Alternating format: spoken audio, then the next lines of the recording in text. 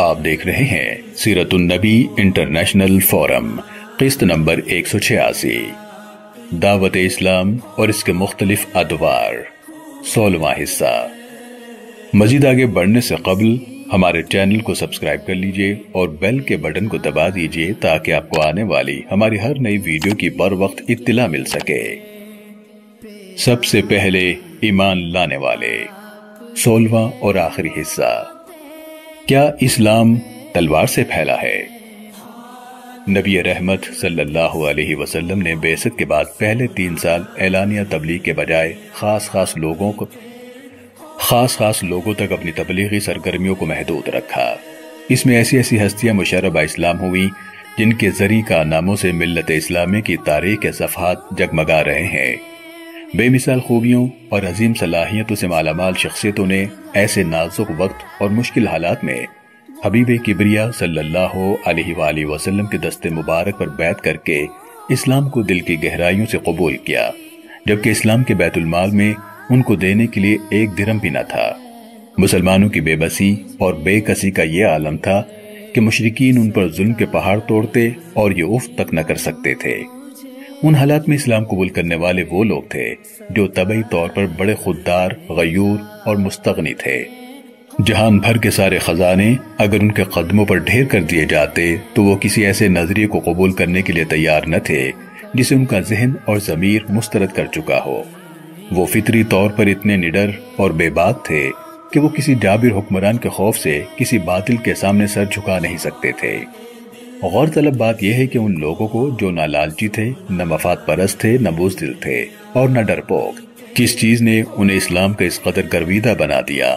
اپنے محبوب اور حبیب رسول اللہ صلی اللہ علیہ وسلم کے دست مبارک پر ایمان کا عہد کیا تو عمر بھر اس کو نبھایا، اور ان میں سے اکثر و بیشتر نے شہادت کی الفت میں بسط مسرت اپنی جان تک کا نذرانہ پیش کر دیا۔ بلا خوف و تردید یہ کہا جا سکتا ہے کہ یہ اسلام کی حقانیت کا حسن و جمال تھا جس نے ان شیر دل انسانوں کے دلوں کو موہ لیا تھا۔ یہ سرور عالم صلی اللہ علیہ وآلہ وسلم کے اسوہ حسنہ کی رعنائیاں اور زیبائیاں تھیں جنہوں نے ان عظیم انسانوں کو اپنا شیدائی بنا لیا تھا۔ یہ اتنے باضمیر اور باکردار لوگ تھے جنہیں کوئی قارون خریدنے کے بارے میں سوچ بھی نہیں سکتا تھا۔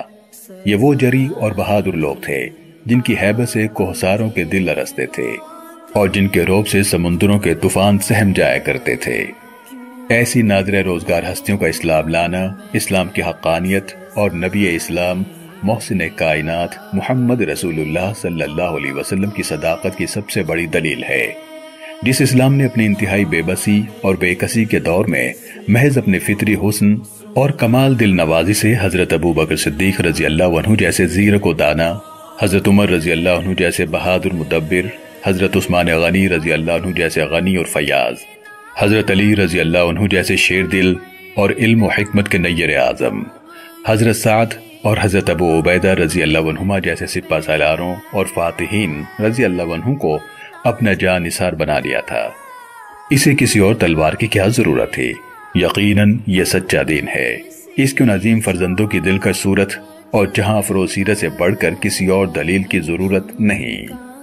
محترم سامعین و ناظرین کرام، قرآن مجید فرقان حمید میں اللہ رب العالمین ارشاد فرماتا ہے: ما كان محمد ابا احد من رجالكم ولكن رسول الله وخاتم النبيين وكان الله بكل شيء عليما۔ محمد صلی اللہ علیہ وسلم تمہارے مردوں میں سے کسی کے باپ نہیں ہے، لیکن وہ اللہ کے رسول ہیں اور سب انبیاء کے آخر میں یعنی سلسلہ نبوت کو ختم کرنے والے ہیں، اور اللہ ہر چیز کا خوب علم رکھنے والا ہے۔ سیرت النبی انٹرنیشنل فورم کی پوری ٹیم اور دنیا بھر کے مسلمان عقیدہ ختم نبوت پر دل و جان سے ایمان رکھتے ہیں۔ سیرت النبی صلی اللہ علیہ وآلہ وسلم کی قسط دیکھنے کا شکریہ۔ اسے دوسروں تک پہنچا کر صدقہ جاریہ کا حصہ بنیے۔ ہم کسی بھی قسم کی غلطی کے لیے معذرت خواہ ہیں اور معتبر دلیل کی بنیاد پر اصلاح کے لیے شکر گزار ہیں اور آپ کی پرخلوص دعاؤں کے لیے طلبکار ہیں۔ جزاکم اللہ خیرا کثیرا۔ مزید آگے جاننے کے لیے جڑے رہیے سیرت النبی انٹرنیشنل فورم کے ساتھ۔